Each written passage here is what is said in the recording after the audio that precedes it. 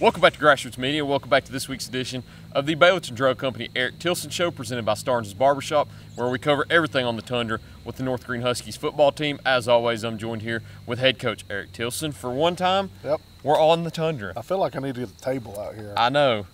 Doesn't quite feel like the Tundra out here. I know we said we'd do one later in the season, but with Tennessee weather, here we are October 28th, and it's only about 60 degrees outside. It feels like fall at least. It does. And then you we can got look the around. beautiful venue out here and orange leaves. And they're starting to fall, so it feels like fall out here. It doesn't quite feel like the Tundra, but it's about as close as we're probably going to get to the Tundra. Well, it feels like football weather. That's all true. I know.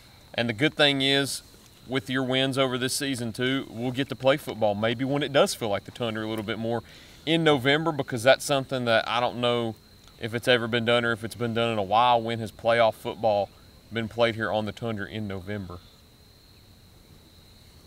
So that's something cool to add to this season also. We've talked about it on the Saturday morning kickoff show. Everybody probably knows by now. If they're watching, they're probably watching to hear about it. But big win on Friday night over Cloudland. I mean, I would say historic win. Historic win, one of the biggest wins in program history. Not going to claim it is the biggest win, because the biggest win may come this week. But as of right now, you got that big win over Cloudland that set you up for that game on Friday night for the Region 1 1A championship against Cosby here at home on the Tundra. But to get there, you had to, of course, beat Cloudland 24-22, comeback win in the fourth quarter. How did you get it done? Oh, well, it was hard. Yeah. We knew it was going to be a dogfight, and, of course, we knew that our playmakers had to step up and make plays, and that's what they did. We tackled well, and we gave great effort the entire night, and that was kind of the big difference in the game. Is we had 4 quarters of just all-out effort, and we made mistakes, but this was probably the most physical game we've had, especially defensively, and a couple guys were out there just absolutely laying the wood, and they did a great job there. And of course, this starts off our 3 big playmakers, Jake Duffy, Yeshua Vaught, and Thomas Darnell. All 3 had stellar performances. Yeshua had touchdown run, had 91 yards of offense, and then they kind of all 3 were like a three-headed trio back there. Yeah, 3-headed monster in the backfield offensively.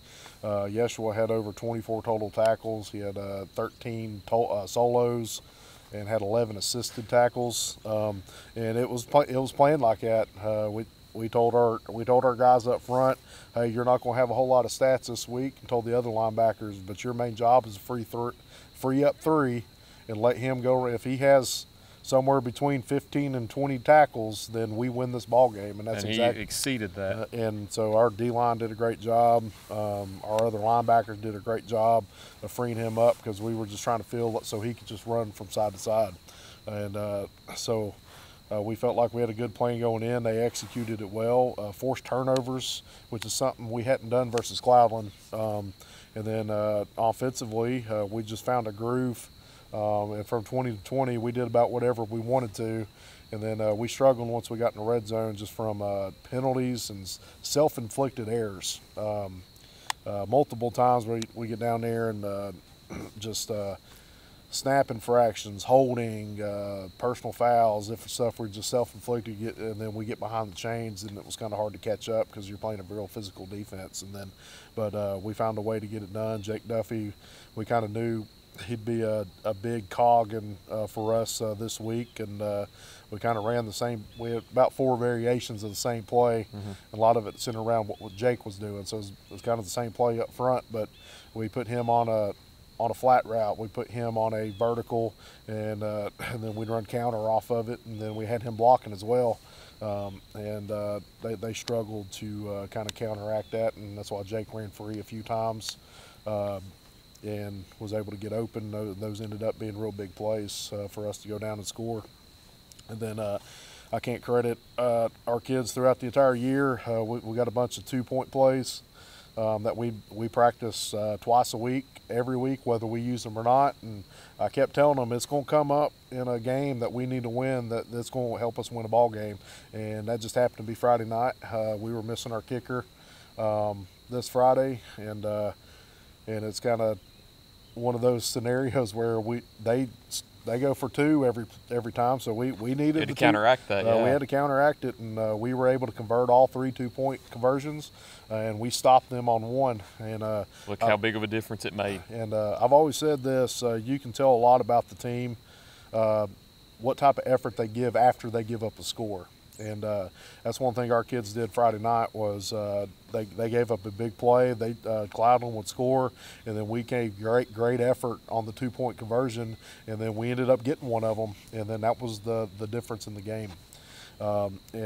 One real big moments, especially defensively, our defense stepped up to the plate when it mattered. It was kind of a bend don't break type mentality. We had 3 goal line stands versus a team that pounds the ball. Yes. And typically once they get inside the 10-yard line, they're scoring. And multiple times we stuffed them, especially a big one right coming out at the end of the first half. And we knew if we got them tackled once, they weren't going to be able to get back and lined up. They just didn't have enough time to. And so we were able to then because that would have been big if they were able to go up and score, and they were getting the ball back too, and they ended up scoring the first drive out of the second half. And when you get down 2 scores, it gets real difficult. So that was a real big stop there. And then later in the game, we get a big stop down on the goal line, and then we turn around and march it 96 yards down the field for a touchdown. And so that ended up being another big moment in the game. But there was no bigger play than about 6 minutes ago. I think it was 5 minutes and 51 seconds left in the ball game. It is 4th and 16. We had some penalties that backed us up, a couple incompletions, and then it's 4th and 16. And we have to convert to because we're down 16-22 at this point, and we run sprint out. And we had a 10-yard out. We had a wheel route in the post, and Darnell sprints out. We had gave up backside pressure, which on sprint outs we're not accounting for the backside pressure. That's part of it. If they bring backside pressure, we're just hoping our quarterback's able to get down, because they brought one more than what we had protecting.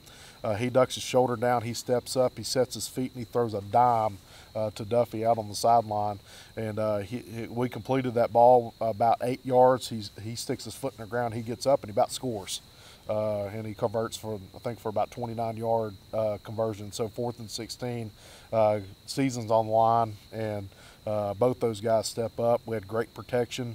Because like I said, we're not accounting for the backside guy. Thomas makes a great pocket move, steps up. The post cleared out the corner. The wheel route cleared out the safety, and then we had the out wide open. And he was able to convert and go down. And then a couple plays later, we go down, and Thomas makes a great read on it because Yeshua had been pounding the power all night. End crashes down. The safety who was they were worried about Duffy running the flat route, so they had a linebacker go out with Duffy, and then they got a safety over top because they were worried about Duffy going vertical. So all those 3 guys were worried about Yeshua and Duffy, what he could do. Then defensive end crashes, the linebacker goes out on Duffy, and then Darnell walks into the end zone. And then we turn around and convert the 2-point conversion, and that ended up being a big moment there.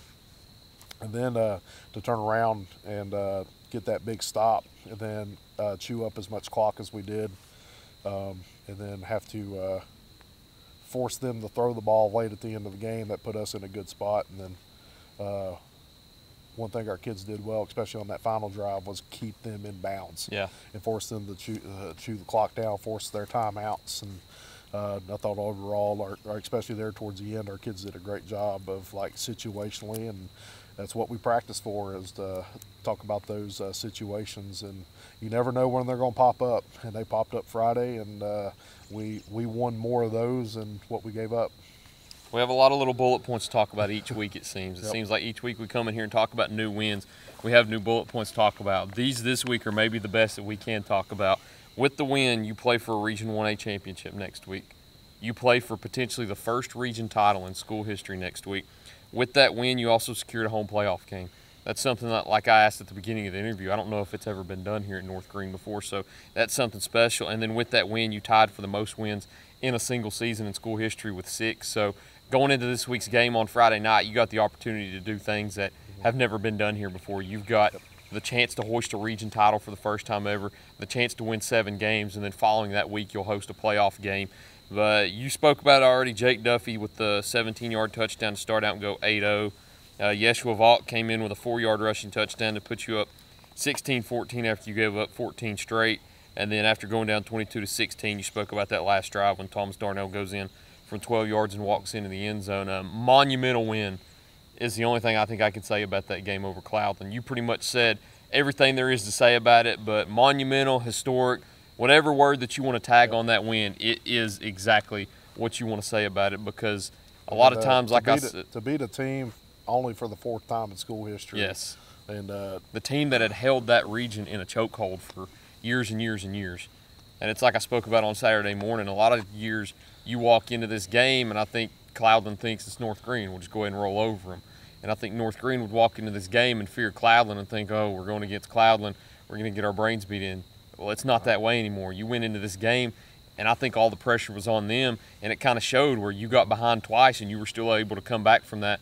And that's something else I talked about also is of years past, when a North Greene team gets caught behind, they kind of just lay down. But that's not the case. You did it against Jellicoe earlier this year, and you did it against Cloudland, and both of those games proved to be really, really key down in the long stretch. This team's not going to quit. That's the one thing I can say about them, which is why they're in a position they are in right now. So we're definitely excited about what has happened. But as we told our kids today, job's not done yet. We've got to go out and prepare, and it's going to be a big game Friday. But it's nice to celebrate for a few minutes today on the past one. But we go from biggest game in school history to now the biggest game in school history. Yes, so it'll be that way from week after week now, and it puts you guys in playoff mode too, and that's the beautiful thing about it. But this is Friday night.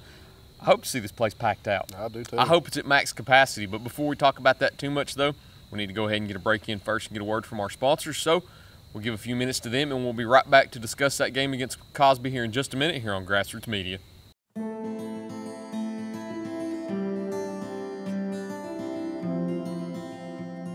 My name is Robert Starnes. I'm a lifelong resident of North Greene County, where I currently reside here with my wife and 3 children. I was a barber in Greenville for the last 6 years, but I have recently changed locations to my new shop in Baileyton. It's at 285 Mortis Hollow Lane, Afton. I'm also a proud supporter of North Greene Athletics.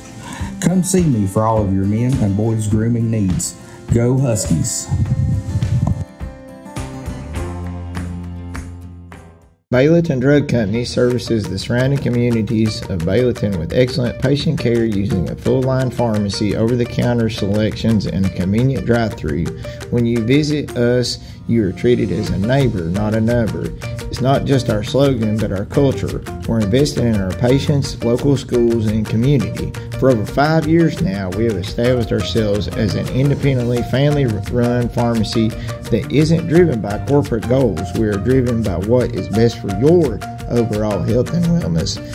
We're conveniently located so you don't have to make the drive.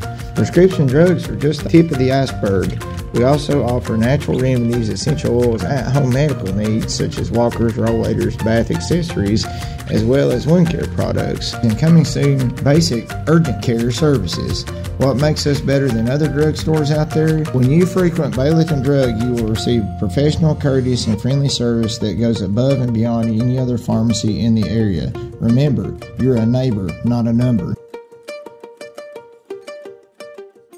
Pizza, pancakes, or donuts. The Davy Crockett Travel Center in Baileyton has the cure for all your cravings. While you're there, shop our general store for souvenirs, gifts, and cellular accessories. In a hurry, grab a cold drink and a hot dog to go. Check us out on Facebook and come to Baileyton. Welcome back to Grassroots Media, and welcome back to this week's edition of the Baileyton Drug Company Eric Tilson Show, presented by Starnes Barber, where we cover everything on the Tundra with the North Greene Huskies football team. As always, I'm joined here with head coach Eric Tilson. So the sun's going down on the Tundra at the moment. In 4 nights, when the sun goes down on the Tundra, you'll be playing for a region championship. The first time ever that the Tundra here in Baileyton will host a region championship game. You're taking on the Cosby Eagles, a game that's been pretty close and pretty competitive the last few years. I've been fortunate enough to be at the last 2 that were up there in Cosby. So whenever you both take the field on Friday night for the Region 1A championship, how do you expect things to go? Well, they've won games this year. They're 7-2. We're 6-2. We're both undefeated in the region, so expect a bar murder. Both teams are gonna be extremely excited coming into this. They've had a dynamic offense. They've scored a bunch of points. We've scored a bunch of points. So it's going to be a pretty exciting time. They've got a few playmakers offensively that can kind of take the top off of the route, and they got a real good running back. We've got our hands full defensively. So they've won games for a reason. We have to come out and we got to play well, be able to go out and go compete and go win this game.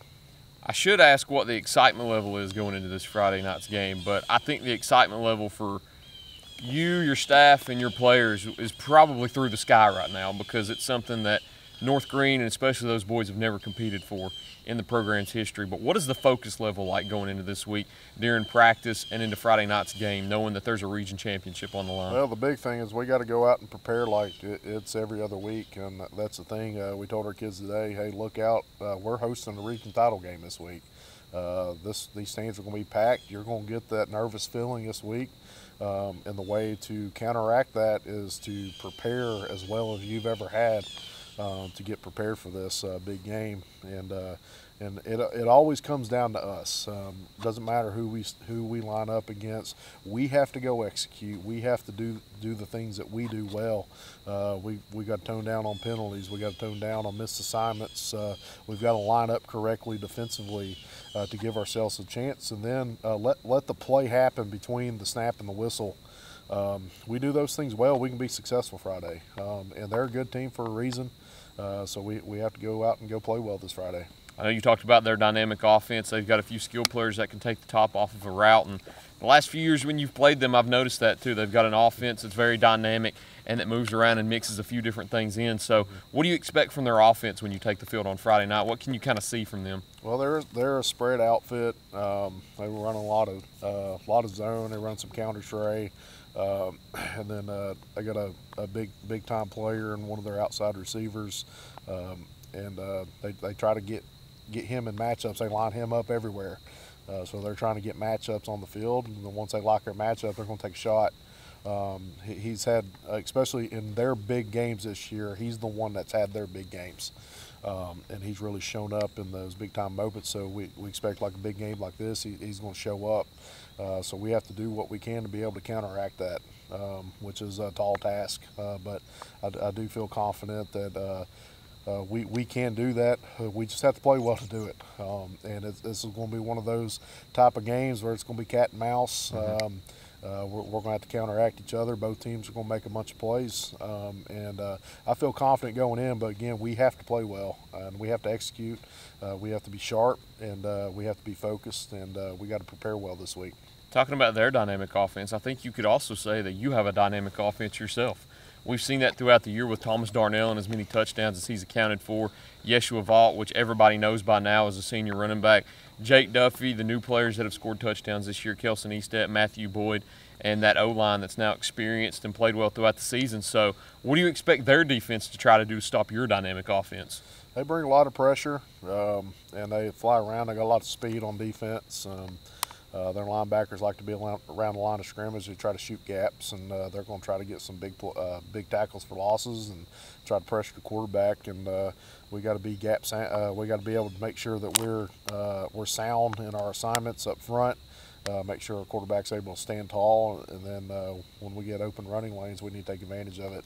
And Yeshua's about as good as back as there is in our league, so he's going to have another one of his big games, and we got to be able to take some of the heat off of him and be able to make plays on the outside. We do that, then we can be pretty successful offensively, because it could be a game where it could be back and forth, and it's going to come down to a few stops. If either team can get a couple big stops, then that could be the deciding factor in the game, because I don't want to say like one team outmatches the other, or if it's evenly matched. At this point, you can throw it all out, because we're going to get their best game. They're going to get our best game.